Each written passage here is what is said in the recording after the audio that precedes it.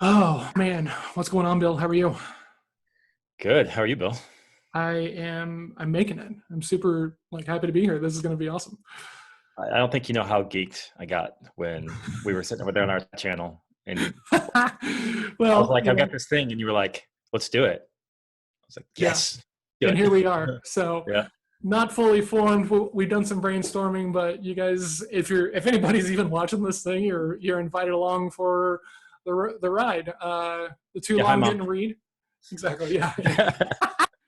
uh, Too long didn't read. Jake and I have known each other since 2009, I think. Yeah, we worked together at Chase.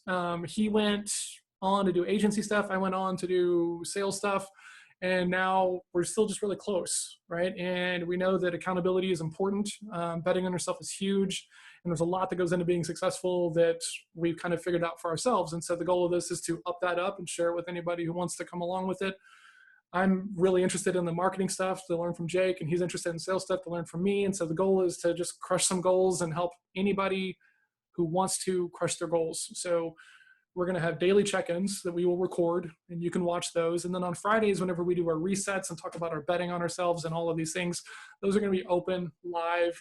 Anybody who wants to can hop in with us, share your goals. We'll help you figure out how to build accountability and good KPIs around it. So that way you're actually working towards something and not working at something. So Yep. awesome, Yep. man.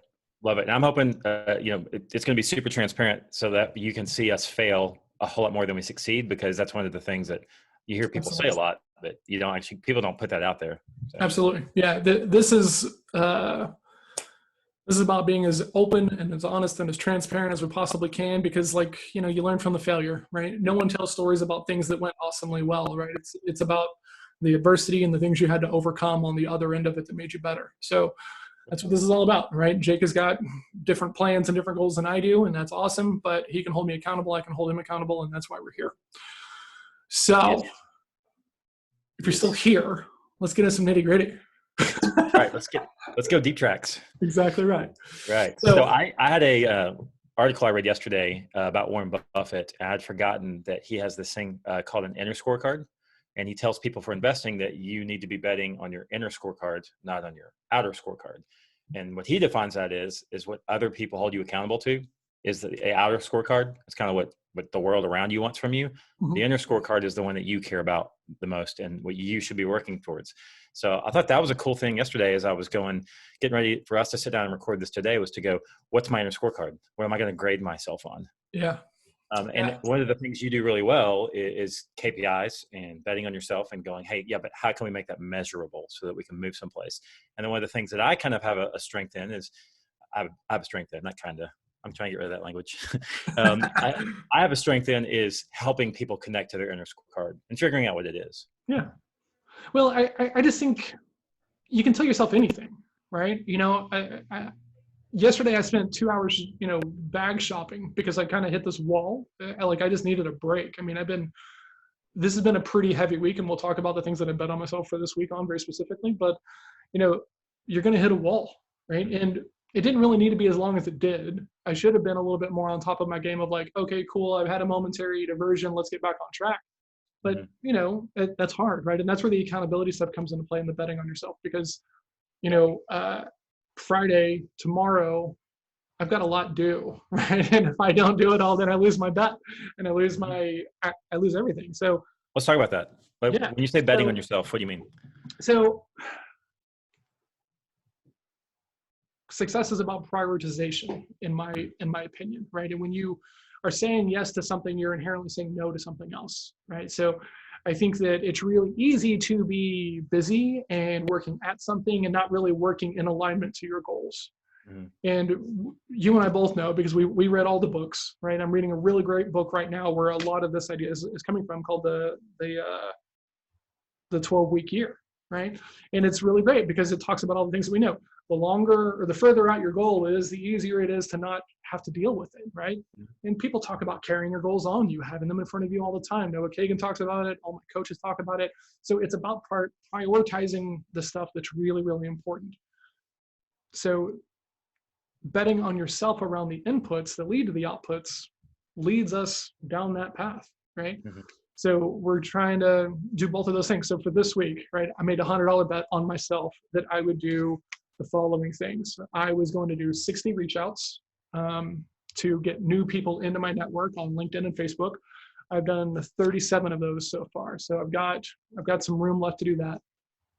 I have to do 5 kind of like value posts in my network and various things on LinkedIn and Facebook. I've done that daily. I've been repurposing that content to put into like groups for prospecting and stuff like this. Mm-hmm. The other things that I needed to do was I needed to generate 4 new pieces of like client content, right? So once you do an engagement with me, we go through the process, right? There's a lot of low-hanging fruit around common questions. Those can be turned into content that can then be packaged for like a course that would allow people to spend less than what my actual one-on-one engagement looks like. So, nice, no access to me, but you still get all the same information and I get to make money off of it. So I needed to put 4 pieces towards that. I've done 1 so far. So I got some work to make up. And then I think there was 1 more. Let me check my notes real quick. And while you're doing that, I was going to say those assets that you're building are also really great social media pieces. And a different conversation for a different conversation is, that one of the best things you can do on social media is engage. Posting's necessary, but engagement's where all the good stuff is. And having those little assets that you can point people to in comments is a fantastic way for you to not look salesy. And for you to actually help people without spending much time. Because if you get into a nice long thread and you put an opinion in there and people are like, well, what do you think? Or why do you mean this? You go, oh, well, I wrote an article about it 6 months ago. Here it is. So how do you do, because whenever I see people do that, I always think it's, for lack of a better word, douchey. Right? It's like, so is there a right way and a wrong way? Or do you just have to be okay being, I'm blatantly self-promoting? And well, I think it's all like a sales conversation, which we'll be talking a lot about in coming days, weeks, months, whatever, is that the time has to be right. I'm not leading with that in my comments. I'm trying to have legitimate conversations in comment threads, like straight up, curious, trying to understand the other person's point of view. And then when there seems like a right place for me, go, well, if you're interested in a format or a framework or something that I've built around that, here's something you can go check out. It's never go look at this and click on it and read it and come back and tell me what you mean. Yeah. That's the ones I hate, where they're like, you need to go read this and come back and talk to me about this. Like, okay. Yeah. What a huge friction-filled ask. All right. Hey, yes. You're on this platform. You ask me a question. I'm going to send you down a rabbit. Like, I mean, come on. Like, and that's where I struggle, because I do a fairly decent job of putting out content and posts and things like this. But I don't think that I'm the best at engaging to really maximize that effort, right? As far as replying to each comment and, stretching that stuff out. So that way, a post that's got 3 comments now has 9, and stuff like that. And I know that's important, but I struggle with the balance of that in alignment with everything else I'm trying to work on. Yeah. And it's that works really well with consistently doing it too. And I feel that a lot, because I drop in and do a whole bunch of commenting in like a 30-minute time period. And then I fail to go back and continue to comment and extend those conversations, or I don't do it on every post. Like I need to be doing it every day. It needs to be a scheduled piece of my day where that's where you gain fruit. Because over long term, people see your name show up a bunch in comments and get links to several of your things. And all of a sudden you become really interesting. Yeah. So I need to be better about that. I don't really know the best way to do that, because I'm a batch guy like you are, right? And so I have to move on from here because I've got other activities that I need to be doing. And I don't know if the answer to that is really, because it might just be like getting a VA and like coaching them up on my talking points and, really kind of bulletizing like, all of this stuff. And so that way they can kind of like act on my behalf, because at the end of the day, that's not high caliber activity, right? Like it's important and it's nice and everything else like this, but just engaging on those posts, you can do a lot of that and not actually like get any clients or make any money. I agree. Yeah, I think that there is a way to employ VAs to do stuff like that. But there is some preparation involved for sure. Oh, absolutely. Right. And that's kind of like where I tend to shine normally, right? Is the process and the documentation and all of that stuff. So I'm wired for it. I just haven't really invested the time to do it. Hasn't been a priority yet. Exactly. Well, now so it is, Yeah. The other thing we haven't talked about so far is let's see, My weekly newsletter. I missed last week, which, yeah, not awesome. So I wrote one this week. The goal was to write 2 this week. So I've written 1. I need to send that out. I need to schedule that. Actually, that'll hit my to-do list after we're done here. Make a note so I don't forget. Yeah, so I need to get the other one written and scheduled for next week so that way I can have a little bit of a buffer.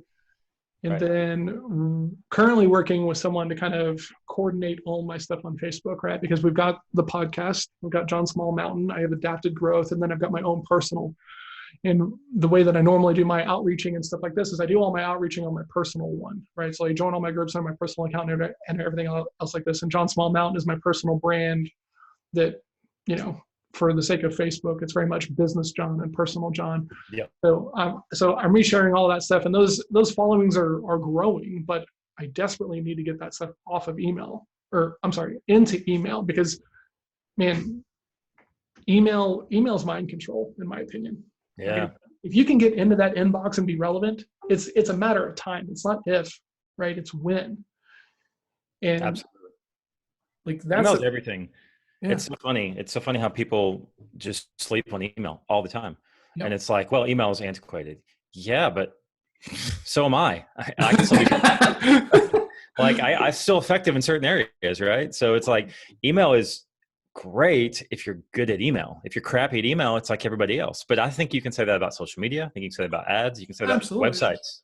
But I will say, and maybe this is why I like written content over video content so much, is that like you can give it to somebody else, right? It's easier to delegate something like written content, right? Because you and I were very purposefully talking about this show being something that we're both pulling content from and sharing in various ways and kind of doing like a Gary Vee thing of like, hey, look, this is how it all works. And you can have all of it. And if you don't want all of it, that's okay.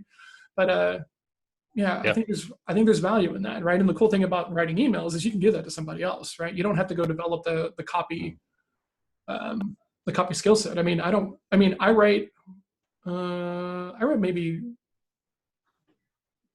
I create 100% of my content. Melissa does all the editing and all the proofreading though, because I won't actually post anything if I start overthinking it. So yeah, and I'm actually getting ready to hire a VA to do all that for me. So really, okay, yeah. I'm curious about that. So like, just, as we start throwing our weaknesses out there too, like I'm a big picture strategy guy. That's what I love. And details are not something that I do well with, which is why I have to batch, which is why I have to time block, which is why I have to schedule things. It doesn't make my calendar. Sorry about you. Nothing personal. I'm probably going to forget.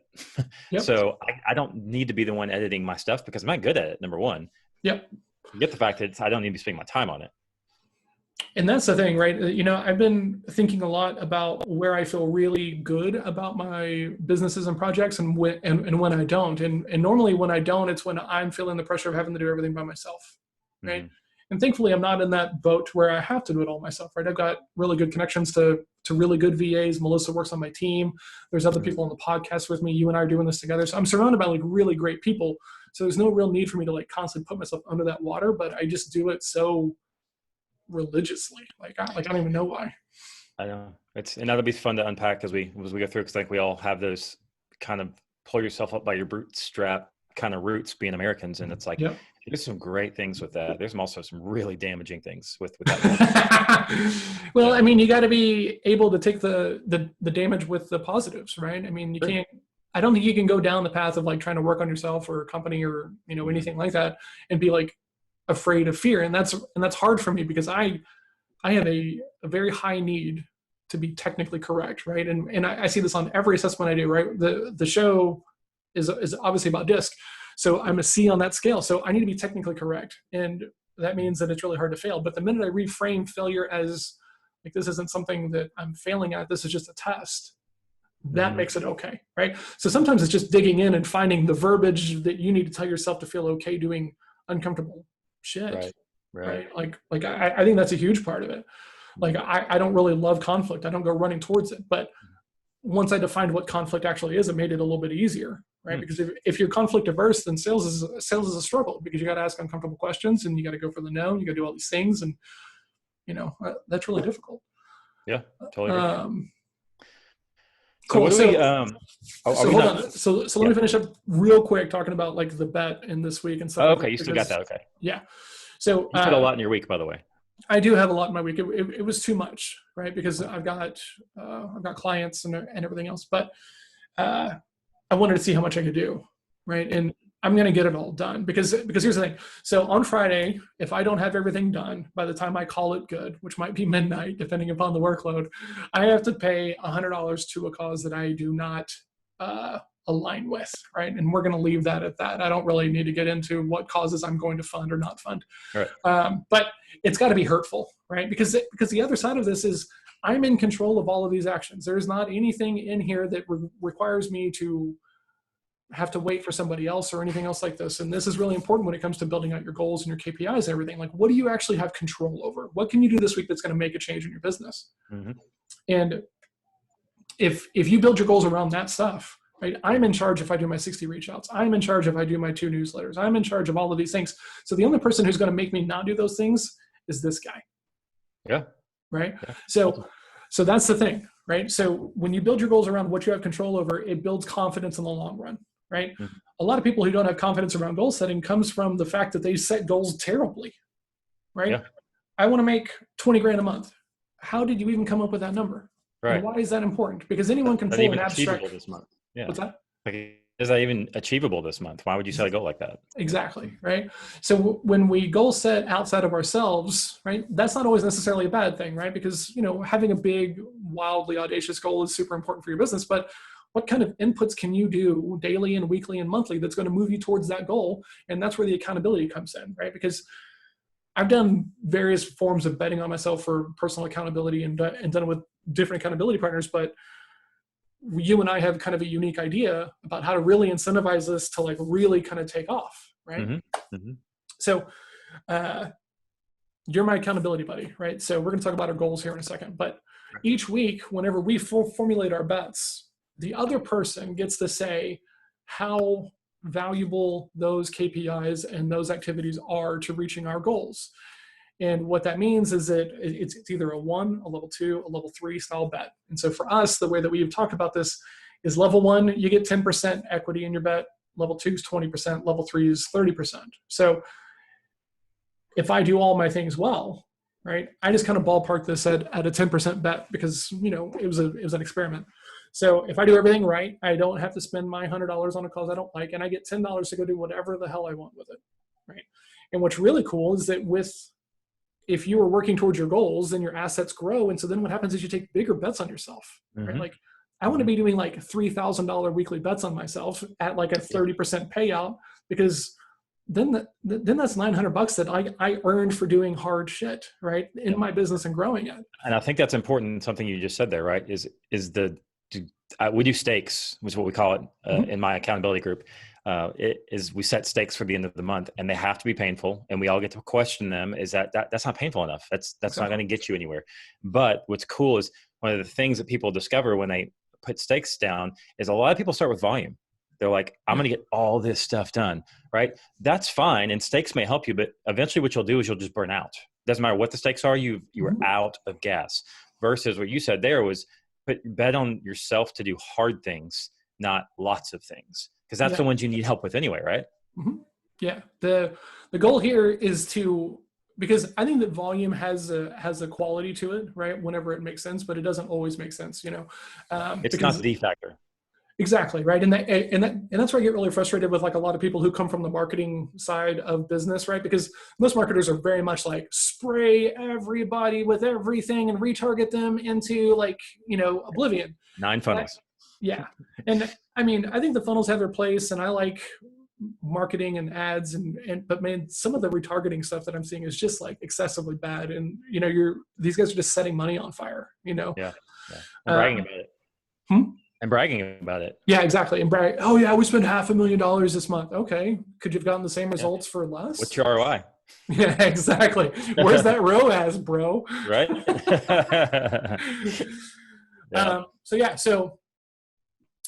I have until tomorrow when I call it good, and then I will text Jake and be like, hey, here's where we are. Everything is like this. And then I'll either have to donate or I make $10. So it's funny. A lot of people shut down whenever I talk about betting on yourself because more people are fueled by loss than they are by winning. Yes. Right.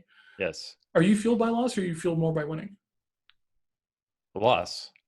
Yeah. Really? I would bet that most people, well, so I'm long-term motivated by winning, and particularly by, aspirational goals. I think most Okay. people want to hit an aspirational goal. They don't set, I'm not going to weigh 300 pounds. They say, I'm going to weigh 200 pounds and be 9% body fat. That's how people set goals, aspirational. But when it comes along the way to not failing, people bet on themselves not to lose. So it's all, you do both, I think. But long term, it's aspirational. Short term, it's like, I don't want to lose this week. Because Yeah. I have this belief that if you told me that I could spend $50 this week on anything I wanted on Friday, or I would have to burn $50 for no good reason when my kids needed new shoes, I Hmm. guarantee you that my kids getting new shoes is going to fire me up more than getting to spend $50 myself. Uh, For me. yeah. But I I'm think trying most to. people live that way. Well, I'm trying to think, because I think that what happens, right, is you, if you're just doing the stakes, right, the stakes version of accountability, I think you get burned out and bored with it, right? Because Well, you got to change it up. It can't be the same exactly. thing every week. I heard a guy, sorry, let me mute all my stuff. I had a guy at a conference once, and he talked about this idea that with that successful people stop being successful when they stop doing the successful things, right? Mm-hmm. It's not that the things you were doing stop being successful. It's we get too smart for our own good. Let me Or rethink about how to distracted, rebuild this whatever. mousetrap and all of these things. Mm-hmm. And I mean, that's been incredibly impactful to me, right? So that's the thing, right? Bet on yourself and reward yourself for doing hard stuff, right? Because like that's where growth happens, right? If you do something and it doesn't go bad, but like you don't really get anything good out of it, you're not really super incentivized to go do it again, Mm-hmm. right? So, right, make yourself like strive for those 30% goals, right? Make it uncomfortable, right? Like that's where you grow and that's where you improve. And I think that I don't think there's enough rewarding ourselves in the short term for like holding ourselves accountable to heavy ass goals. Yeah. Yeah. Well, obviously you got to test. You got to do what works for you. Mm-hmm. And there was a guy I met at Brendan Burchard's high performance camp a few years back, and he had a nonprofit, and he started with his roommate in college doing just that. And they would both really high achievers, and they would bet $5, and then the next week it would be, you can have, half my next paycheck. And then after that it was, I'll pay your rent. And then after that it was like, here's the keys to my car. Like they literally amped it hardcore up. And all of a sudden they have a nonprofit. They don't have day jobs anymore. And they're doing stuff they're passionate about. And I largely, and he said, largely he feels like the stakes that were involved and the level of accountability from each other to, okay, I'll take your car keys and you can't have them back. Yeah. Like it has to be a real bet. That was one of the big things he felt like contributed to his success quickly. The other thing about that is that I think there's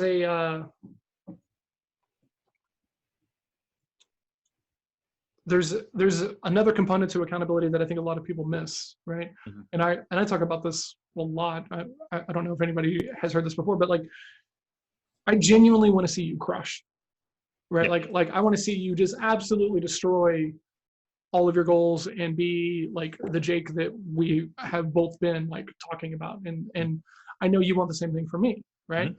So when it comes to accountability, like I don't want to see Jake fail, Yeah. right? Like I don't want to see Jake, pay these funds to a cause that he doesn't, believe in. Mm-hmm. So I also want him to be working towards his goals, right? So Mm-hmm. I am here as the person who's like, man, like I'm your biggest cheerleader, but I also have to like call you on your shit to make sure that you're doing the same thing, and it's got to go both ways, Yep. right? And Yep. and that's where I think a lot of people don't do accountability well, right? Because they're just looking for like accountability with like their boss or superior or something else along those lines. And I think it's going to be a two-way street, because otherwise that's mentorship, which isn't a bad, but it's not the same thing. Or a checklist that you're both checking off. Exactly. Right. Like to-do list. Like it's gonna be as uncomfortable for me to like hop into one of these and say, hey Jake, like I didn't do the things that I said I was going to. Like that's gonna be as uncomfortable as paying any dollar amount towards a cause, exactly. right? And that's one of the things that we talk about in my accountability group is that you only are accountable people that you like and trust. That's the only people you're actually truly accountable to. The rest of them, like you said, it's either mentorship or it's a job or it's a checklist or it's, you have to trust the person to a level that the person on the other side is going to keep you accountable. Absolutely. So you want to talk about big goals? Do it. All right. I'm gonna put you on the spot, and Okay. we'll do yours first, and then you can do the same to me. Does that sound fair? Okay. No, let's do it. And we talked about it a little bit before we got on air here, is that I have my end of year goal and I have my daily tasks to work there, but I don't have any stuff in between. So we're just going to kind of play this out in front of everybody so that somebody who maybe doesn't know how to do this can get an example of it. So my goal by December 31st is to be making $15K a month. On my consulting. Training / consulting, whatever. I have 2 offers, right? So I have a content camp that's 7 days, and I want to put 10 people on those groups, and it's $300 a pop to get in. So if I fill one of those groups, it's $3,000. Yeah. And so my thought, though, is one of those things maybe you can talk me through from a sales side, right? Is we don't have enough data to know how many of those make sense to reach my 15K. We can just kind of take some guesses based on maybe how easy they are to fill. Because the other one's my big ticket offer. It's my $2,500 half day consulting. Yeah. And so if the way the math works, because the 15K came just from me pulling that out of the sky, I want to be making $175,000, something like that, right? Sure. If I fill 3 of those groups, that's $9,000. And if I do one of those $2,500 a month, I'm sorry, other way around, 2 of those groups, and then one of those big ticket items a week, that gets me $10,000, and that gets me $6,000. So that gets me to $16,000 a month. So that was kind of like what I'd like to do is fill 3 groups. So 3 out of the 4 weeks a month, I'd like to have another full group. Okay. And then once a week, I'd like to have one more half day session. Do one half day session a week and fill a new group 0.75 weeks, or however you want to talk about that. Because that gets me to my $16,000 a month. Okay. So and that's my 2 options. I think I'm with you. So you're going to try to launch 3 groups a month? Yeah, because it's an automated thing. The content's delivered. All I'm doing is just hopping in the groups and participating and helping, which is hours I want to spend doing. Sure. But you have to prospect and fill the groups though, right? Yeah, exactly. So that's the thing, right? If we're going to put 10 people in each one of those groups and you're going to be doing 3 groups a month, so that's 30 people. That's 30 people, right? Mm-hmm. So let's assume like a kind of 10 to 20% take rate, right? So that means that, you might have to talk about 10 times 3, that's 30, like 300 people? Right. But the idea is that I'm not manually talking to 300 people. I'm putting them through a filter, a funnel of some sort. Sure. Okay. So let's talk about that, right? Because does the funnel you're building address like the 3 different levels, right? The one-on-one, the content camp, and then the group, the accountability group? So the accountability group we haven't talked about yet, right? So it's that is a free offer. That's right. Like a tripwire offer. Like it costs you pay or whatever you want.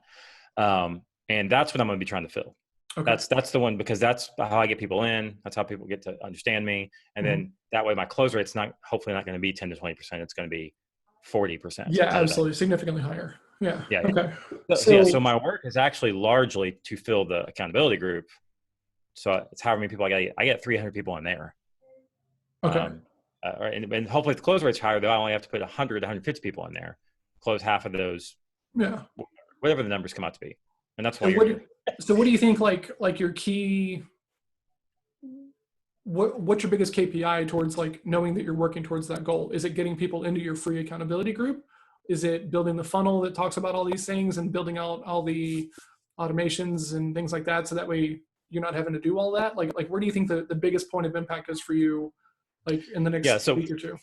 Yeah, I believe the best way to get people into that content camp and then into my large offer is to get them into that group. So that's going to be where like my first efforts are. So it's going to be to automate that process, to get people where they can onboard every day, to get content delivered to them automatically, to have checkups automated, to have surveys and testimonials built in on the back end of it so that I can build, social, whatchamacallit.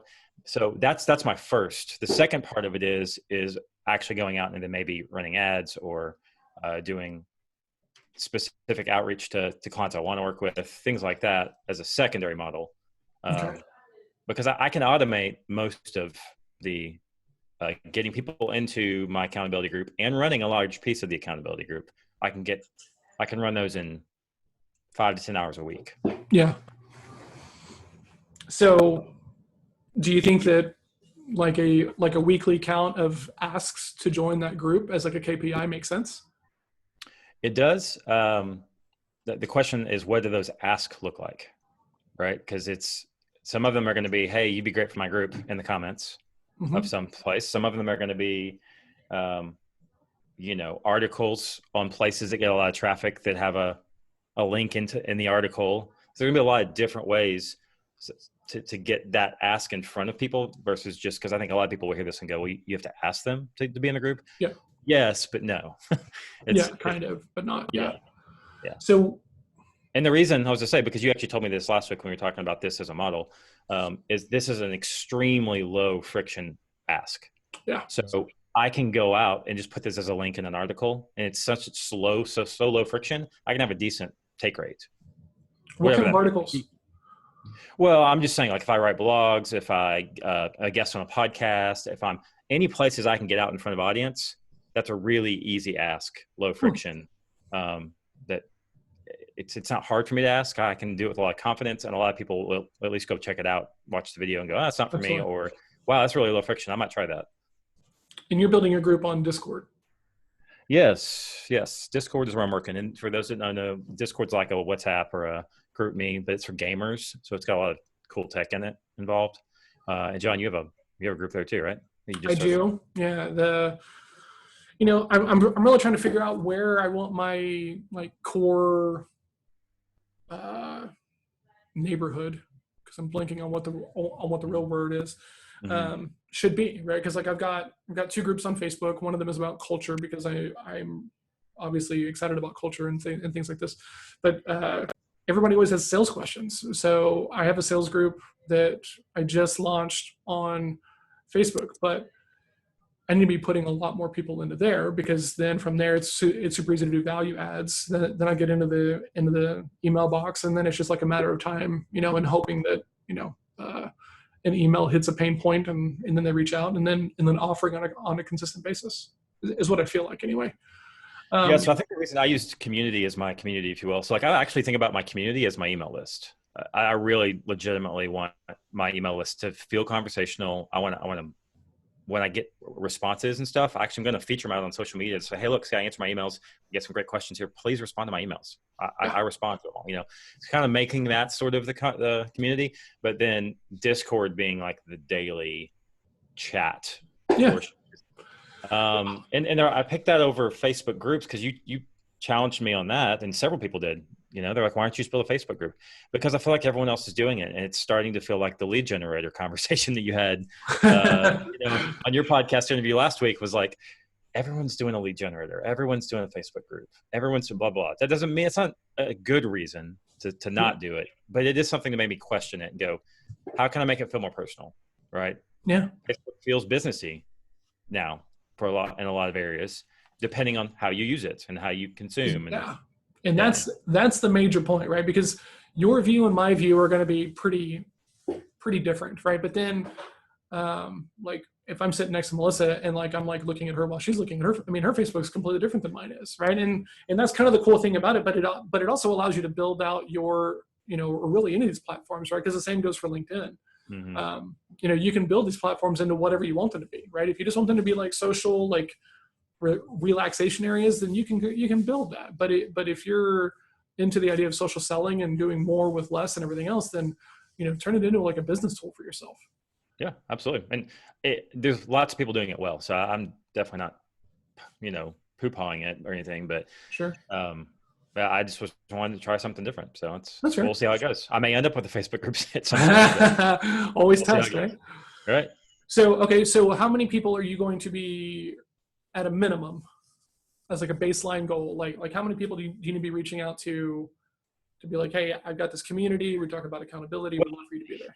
I want to make the assumption, and you told me if I'm being too audacious, is I want to think that from the accountability group, there's going to be, I can close like 30% of those people into the accountability, into the content group. I feel like that's reachable pretty quickly. So that means if that's the thing, I need to ask 100 people. I need to get 100 people in that group to get 30 people into mine. Right. So if I get 100 people into the, whatchamacallit, the accountability group, then how many people do I need to ask to get to 100, right? Well, at that point, why would you not just ask everybody, right? Because like the group is a pay what you want. It's true. Yeah, true. But I mean, for the purpose of training and teaching others about it, like you need to have a number. Well, sure. I agree though. The other side of this is like process and being consistent, right? Yeah. So with this being a pay what you want group, people are paying on the outside of it, right? So you can frame that pretty epically. Like, hey, we're wrapping up here. I'm going to be reaching out to everybody, figure out what worked, what didn't. Would love your feedback. Would love a testimonial. Also, if you want to kick me some bucks, because this is a pay what you want, right? Uh-huh. And then you use that as a thing of like, hey, how did this go, right? Like, we put some mileage in on your content goals and stuff like that. How did that go? Well, it went pretty good, Jake. Okay, what does pretty good mean? And then you get into like some nice little conversations from there. But with it being a pay as you go, you get the option to have those conversations with everybody, right? And you can do that when you're setting expectations on the entry to the goal or entry to the group. Hey, at the end of this is pay what you want. I would love your feedback because I do want to make it better. I'm going to be honest, right? I'm also looking to see if you need more of my help. So can we have a quick conversation at the end of this and figure out what that looks like? Mm-hmm. Yeah, as long as you set an expectation about it, I mean, no one really has any room to be upset. Mm-hmm. And you've given them 3 to 4 weeks of value for free. So why wouldn't they be willing to at least trust you enough to have a conversation? Sure. And of course, I'm going to be showing some of my content chops along the way. So when I ask them about content, they're not going to be surprised, Exactly right. Yeah, exactly. So is there a content slant to the group? I mean, do you talk about that? No, but I'm delivering content to their inbox every day, and I'm using my own examples when I talk about things. I'm being really transparent, just like we're doing here, right? I'm like, this is a group for me to add value, get referrals, add new clients, and this is what I do, and here's my goal. So there is an expectation that I'm going to share my own goals around my own business, and in that, I can very friction-free share what I do. Yeah. So ideally, when is the goal to have 100 people in that group? When do you want to have 300 people in that group so that way you can ask them all and have a good take rate? Oh, gotcha. That's a good question. I need to figure that out. We need to plan what that looks like. I think the pre version of that is, when do I need to start asking, which is now, every day. Because I haven't started doing that yet. I'm asking very selectively at this point. So I would be putting it in your email signature. I'd be putting it on all your social profiles. I'd be doing kind of like daily posts, sharing wins and things like this on Facebook and LinkedIn.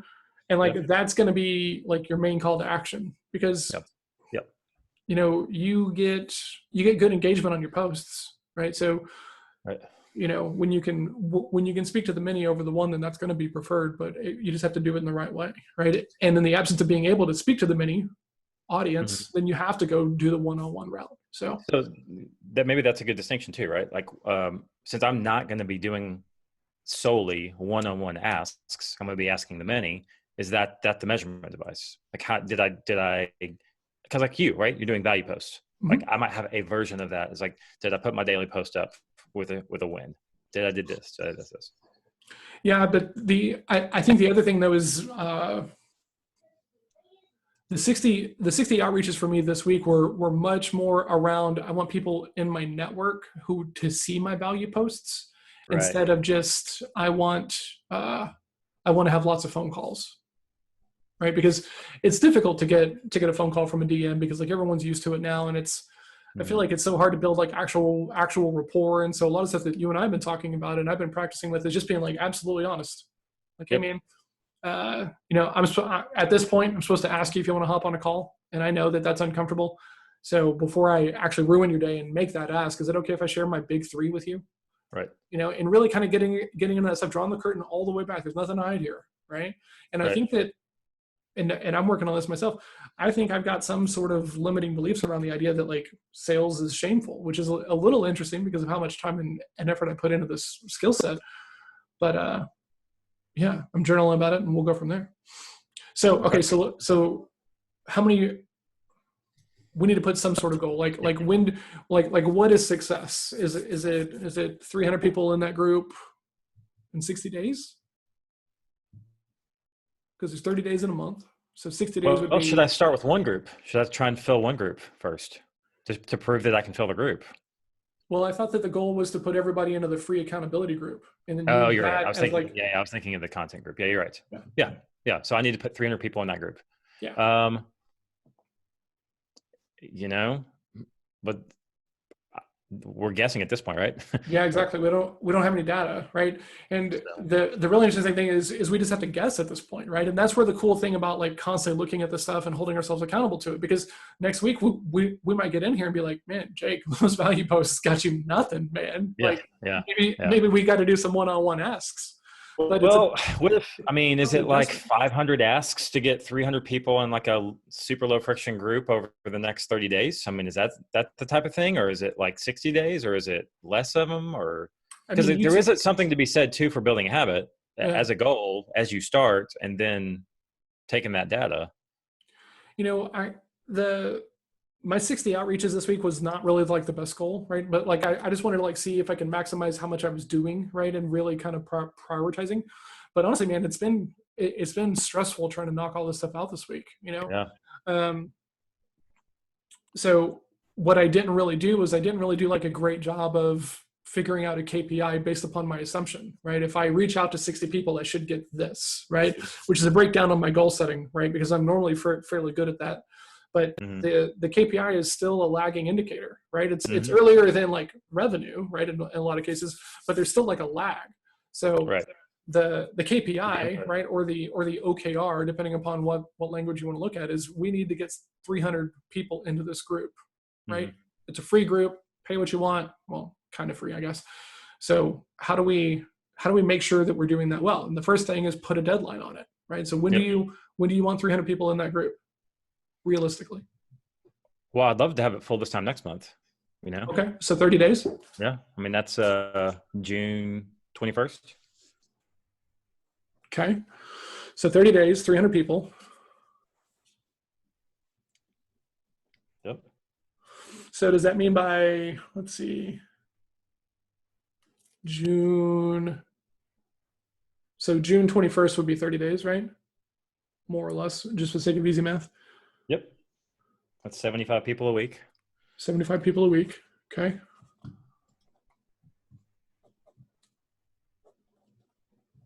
Okay.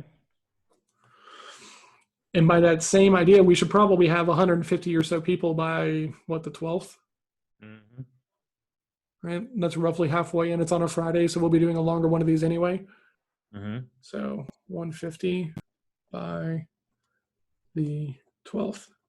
Okay. So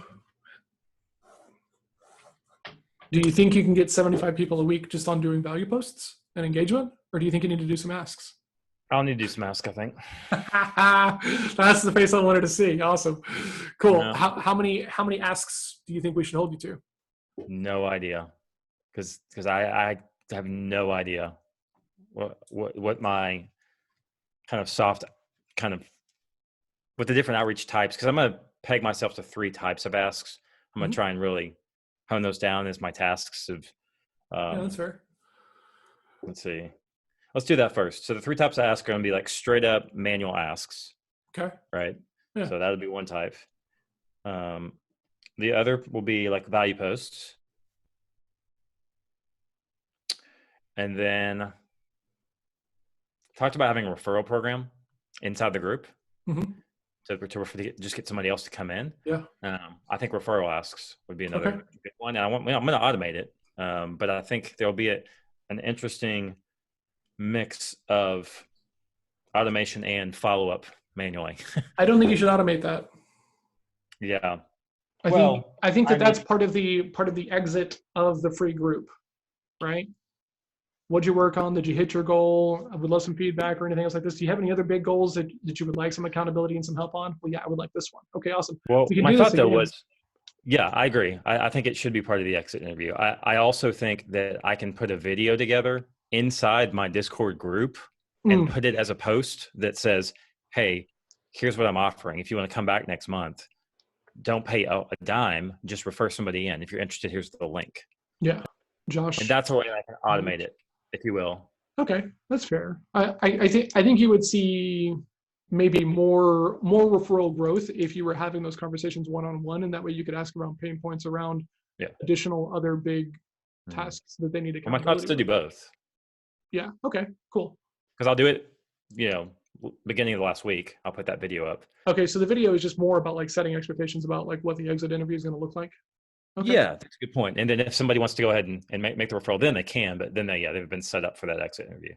Okay. Awesome. Yep. So for right now, since we don't know how much we can expect off like value posts and things like that, let's figure out a hard number of direct asks.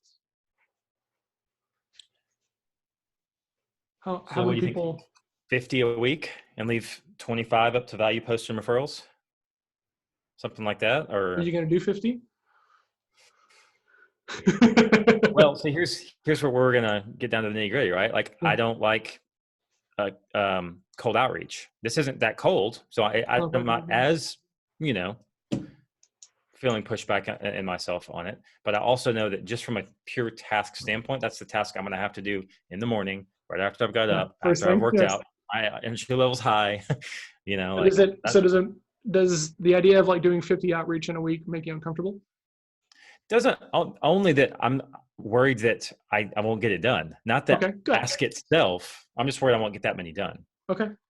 So I think that's a good place to start, right? So 50 outreaches. So be uncomfortable, but not unreachable, right? Exactly. Yeah.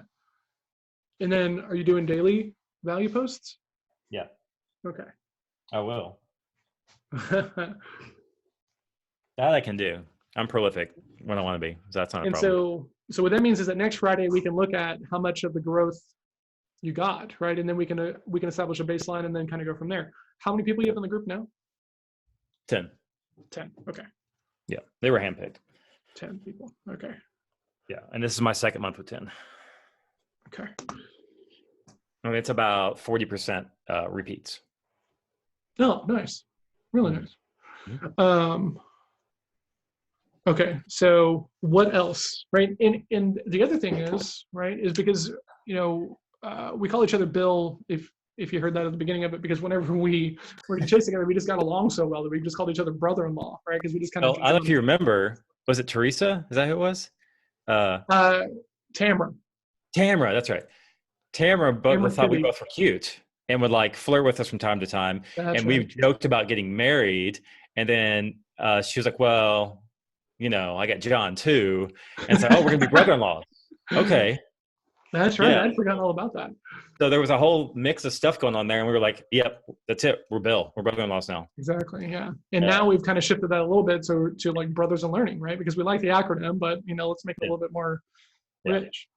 Yeah. All right. So 300 people in the group in 30 days based upon 75 people outreach, 5 value posts a week. And by the 15th, was that the 15th that we said? What day was that? The 12th was halfway, and then the 21st was full. 12th. Okay. So we're going to do this for 2 weeks, right? And on the 12th, we'll kind of evaluate. If we're not at the 150 number, then we need to adjust your cold outreach, I would say. Yep. Cool. What other things you want to be held to for the next week? Nothing. That's a lot. That's a lot. Okay, cool. That's a lot for me. Well, I still have clients. I still have other work I'm doing. I'm still building automations on some of this stuff. So I got plenty going on. Awesome. So we're kind of out of time. We talked about doing this for an hour, and I have a client call, but like I think this is a good episode 0, kind of setting expectations. I want to go through over all my stuff with you and have you like rip it to shreds and all that Yep. stuff. So Yep. Maybe we can do another one with you specific, and then we can start our official catch ups in 2 weeks from that, whatever that might be. Because we're talking about doing this on Fridays as our longer call. So. Exactly. Yeah. Our kind of daily check-ins are just me and Jake, so that way we can get into like nitty gritty. We'll be recording those and we'll batch them, and you can watch them if you want. But the Fridays are going to be open. So if you want to start your morning off with some accountability and some goal setting on Fridays and all that stuff, you're more than welcome to hop in. And yeah, everybody grows together. So cool. Sounds good. Awesome, man. This was great. All right, man. Looking forward to it. Absolutely, buddy. I'll talk to you soon. All right, bye.